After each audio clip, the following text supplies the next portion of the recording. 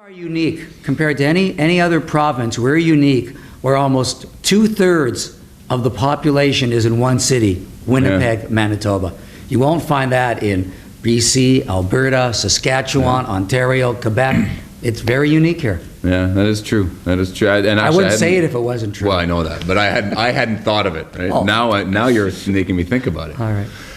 Okay, so that's really what I wanted to sort of hear is, there's that not everything is about having one icon thing to say, this is what we did. It's more a matter of, and what I've said this to people, it's foundational. You have to build this, then you have to build this, then you have to build this, otherwise your pyramid is upside down and it'll topple again.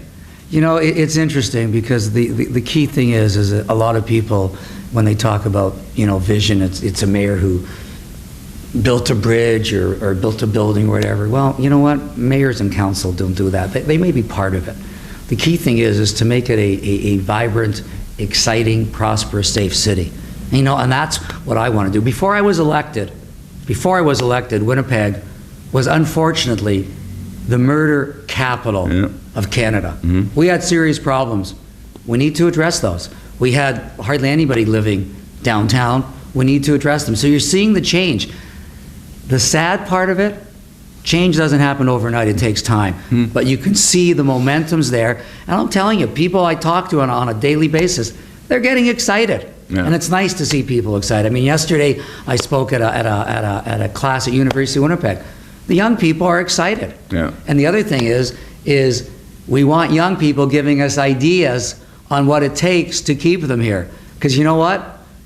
Don't expect people, older people, and that can be defined as many categories, to come up with the ideas what young people want. It should be coming from the young people. Yeah. They're excited about what's going on. Yeah, no, that's good. That's good. Well, I want to continue it's always a continuation with you every month. Well, you and I never know where we're going to go in a conversation. But we'll just sort of continue this because we're going to talk about this and I'm going to get some questions back, which is what I like. Sure. Because we've got people, emailing me or direct messaging me on Twitter.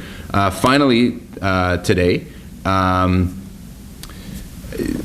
we talked last month about flood preparations and things like that. I've seen some stuff about Fargo sort of getting ready. I was actually watching Grand Forks television late last night because they were talking about their flood preparations and where they think they're going to be.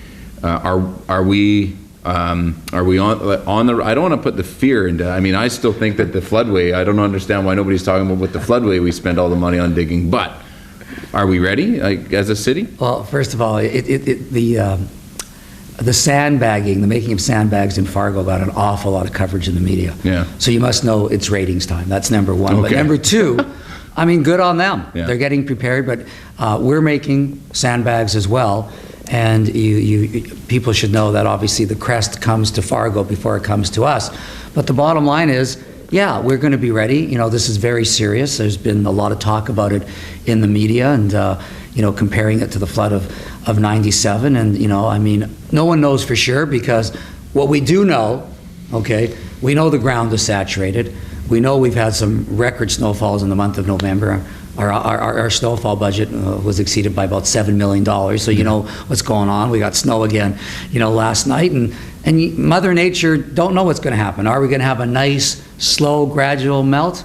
Please. Yeah. Is it guaranteed? Absolutely not. So yes, we are prepared. We've identified, the approximate 800 hot spots where we need to, we'll need to do sandbagging, etc. So there's no doubt that we will be ready for this. But most important, we want to make sure that the public is totally informed and up to date to make sure that they protect what is more than likely their biggest investment, their home. Yeah. So I think it's incumbent upon us to keep them informed. We have bought new equipment, etc. We got more pumps. We got another sandbagging machine. So the city will definitely be ready, but it takes a lot of hard work. And I think really most importantly, we're absolutely blessed with the amount of volunteers that come forward to help in these types of crucial scenarios. Yeah. Well, Winnipeg has always been known as, when people are needed, all of a sudden they're just there. Right? And that's why I love being mayor of the city, because that happens every time in any situation. Yeah. Someone's in trouble, Winnipeggers come out, Manitobans come out. Yeah, no, you see it over and over again.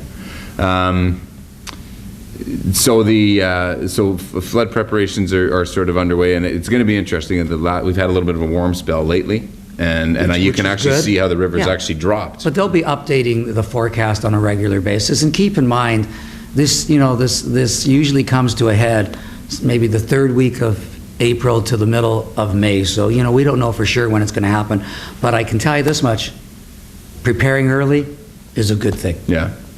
Well, and I think everybody, the city, the province, everybody's been sort of no question getting ready for this for the last few months, knowing that's coming. So, anyway, that's all we've got for today. Well, next time we'll do more. It was a pleasure once again speaking with you. I am Glenn Tinley, here with our Mayor Sam Katz, Mayor of Winnipeg, and signing off for Marketplace Magazine and itvwinnipeg.com.